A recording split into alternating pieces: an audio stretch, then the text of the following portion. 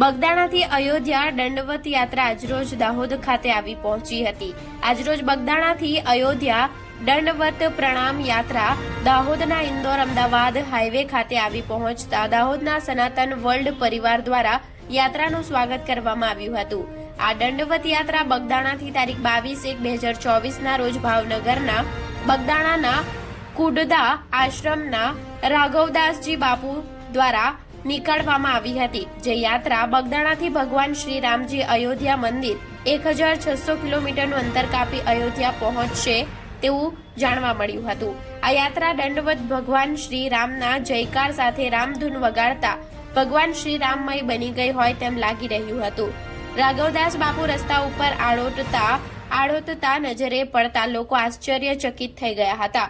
દાહોદના સનાતન વર્લ્ડ પરિવાર દ્વારા ભાવિક ભક્તોનું ફૂલહારથી સ્વાગત કરવામાં આવ્યું હતું અને ઠંડા પાણીની બોટલ, ચા નાસ્તો આપવામાં આવ્યો હતો અને રાઘવદાસજી બાપુના દર્શન કરી લોકો ધન્ય થયા હતા। Reporter Dipesh Chauhan, Gujarat crime news, Dahod.